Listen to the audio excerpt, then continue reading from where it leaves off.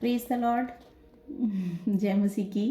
और आपका स्वागत है मेरे इस चैनल में, जिसका नाम मैंने रखा है Jesus is the light of the world.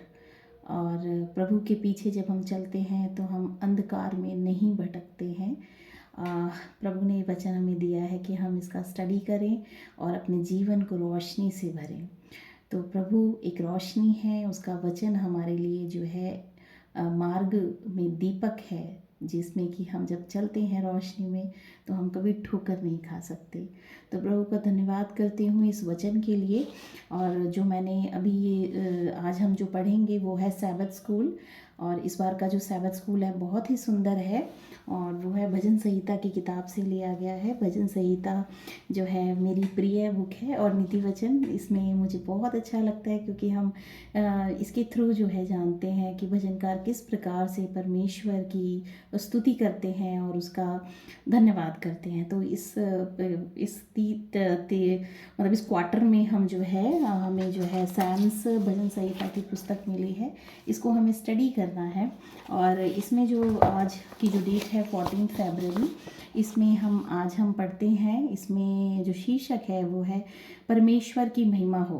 परमेश्वर की महिमा हो। परमेश्वर जो अनंत है, परमेश्वर जो सृष्टि करता है, परमेश्वर जो सबका जो है मालिक है। और आप जानते ही हैं, क्योंकि हमने बाइबल का अध्ययन किया है, और हम जानते हैं कि उत्पत्ति अध्याय 1 में किस तरह से 6 दिनों में परमेश्वर ने इस सृष्टि की रचना करी।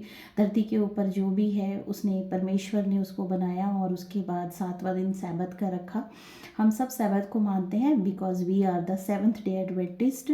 और हम जो है प्रभु यीशु मसीह के आगमन में विश्वास करते हैं कि प्रभु जल्दी आने वाले हैं, और हमें जो है तैयार करना है अपने आप को, कलीसिया को।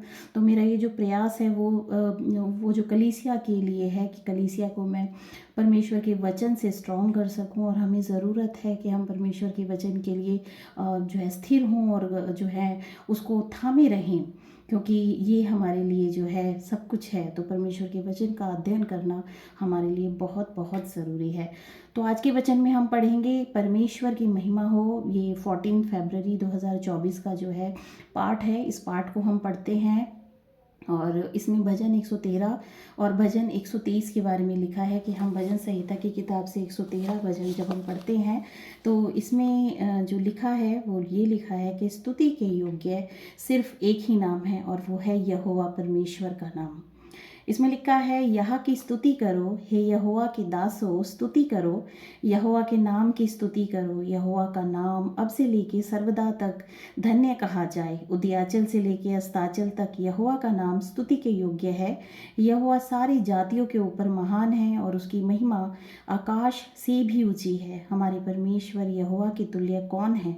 वह तो ऊंचे पे विराजमान है, और आकाश और पृथ्वी पर भी दृष्टि करने के लिए झुकता है। वह कंगाल को मिट्टी पर से और दरिद्र को घूरे पर से उठाकर ऊंचा करता है, कि उसको प्रधानों के संग अर्थात अपनी प्रजा के प्रधानों के संग बिठाए। वह बांझ को घर में लड़कों की आनंद करने वाली माता बनाता है। यहाँ की स्तुति करो।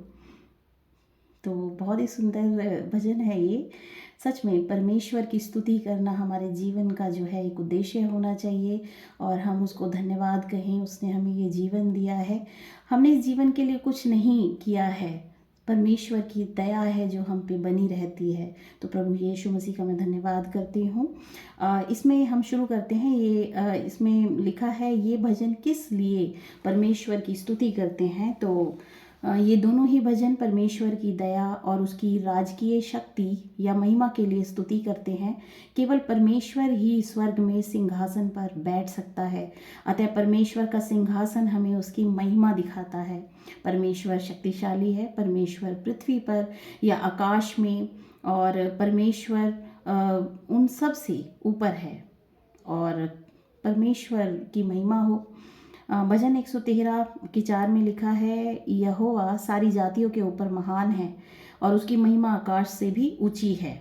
भजन 113 की 5 वर्ष में लिखा है, हमारे परमेश्वर यहोवा के तुल्य कौन है? वह तो ऊंचे पे विराजमान है। यहोवा के समान कोई नहीं, क्योंकि वही सर्वशक्तिमान ईश्वर है, रचयिता है, क्रिएटर ऑफ द यूनिवर्स है। तो यहोवा की स्तुति करना हमारे जीवन का एक उद्देश्य है और हम इसे करें।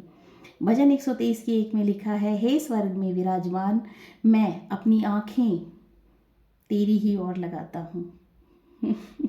बाइबल बताती है कि शापित है वो इंसान जो कि मनुष्य पे भरोसा रखता है, और आशीषित है वो इंसान जो कि यहोवा पे भरोसा रखता है।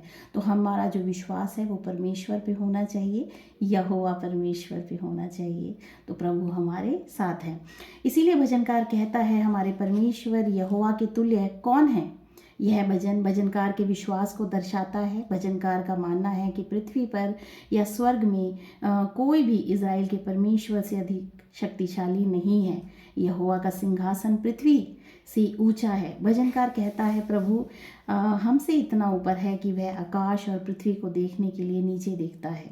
भजन 113 की 6 में लिखा है, और आकाश और पृथ्वी पर भी दृष्टि करने के लिए वह नीचे झुकता है, क्योंकि वो अपनी बनाई हुई सृष्टि से प्रेम करता है।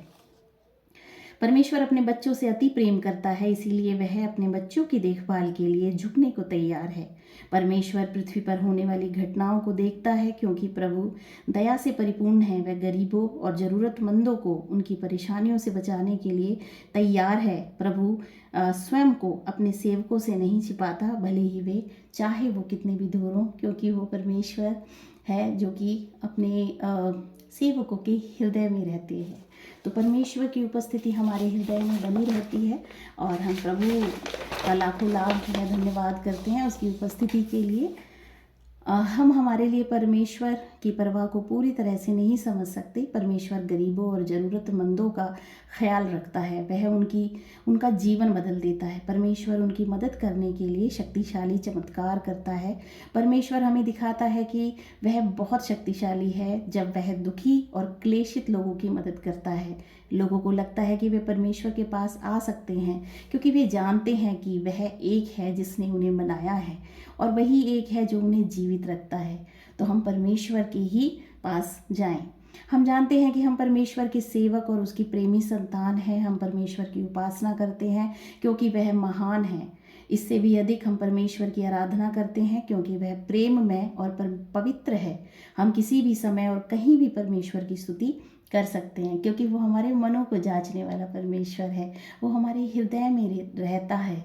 तो परमेश्वर की उपस्थिति हमारे हृदय में हमेशा रहती है। तो हम उसको हमेशा जो है स्मरण करें, क्योंकि प्रभु तो हमारे हृदय में वास करते हैं। भजन 113 की 2 में लिखा है, यहोवा का नाम अब से लेके सर्वदा तक धन्य कहा जाए। और 113 की 3 में लिखा है, उदयाचल से लेकर अस्ताचल तक यहोवा का नाम स्तुति के योग्य है।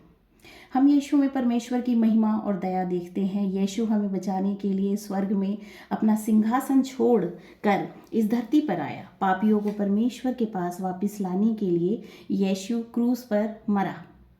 फिलिपियों की किताब 2 अध्याय की 6 से 8 6 7 8 वर्सेस बताती हैं, जिसने परमेश्वर के स्वरूप में होकर भी परमेश्वर के तुल्य होने को अपने वश में रखने की वस्तु न समझा, वरन अपने आप को ऐसा शून्य कर दिया और दास का स्वरूप धारण किया और मनुष्य की समानता में हो गया, और मनुष्य के रूप में प्रकट होकर अपने आप को दीन किया और यहाँ तक आज्ञाकारी रहा कि मृत्यु, हाँ क्रूस की मृत्यु भी सह ली, क्योंकि वो हमसे प्यार करता है। प्रभु यीशु मसीह हमसे प्यार करते हैं, इसलिए उन्होंने हमारे पापों के दंड को अपने ऊपर ले लिया क्रूस पे, और जिससे कि हम जो है मृत्यु के बंधन से छूट के जीवन में प्रवेश करें। तो प्रभु हमारे लिए जो है सब कुछ होने चाहिए, और वो हमसे बहुत प्यार करते हैं। महान परमेश्वर हैं वो आप, और परमेश्वर का धन्यवाद करते हैं। यहाँ पे हम देखते हैं कि क्रूस हमें सबसे अच्छा कारण दिखाता है कि हमें परमेश्वर की उपासना और प्रशंसा क्यों करनी चाहिए, जो वह हमारे लिए करता है, क्योंकि उसने हमारे लिए जो है अपने प्राण को बलिदान किया है कि वो हमें बचा सके। इसीलिए हमें उसकी स्तुति करनी चाहिए। क्रूस और उस सब के बारे में सोचिए जो यीशु ने आपके लिए किया था। बिल्कुल परमेश्वर ने हमें जो है मृत्यु के बंधन से छुड़ा के हमें जीवन में प्रवेश कराया है। यीशु ने आपको किससे बचाया है? मृत्यु से, मृत्यु के बंधन से। वो हमें जीवन, अनंत जीवन देने के लिए आए हैं। आपको हमेशा इन चीज़ों के बारे में सोचना क्यों याद रखना चाहिए? क्योंकि वो हमारा प्रेम करने वाला पिता परमेश्वर है और उसको हमारी परवाह है। इसीलिए हमें जो है प्रभु को याद रखना चाहिए। आमीन।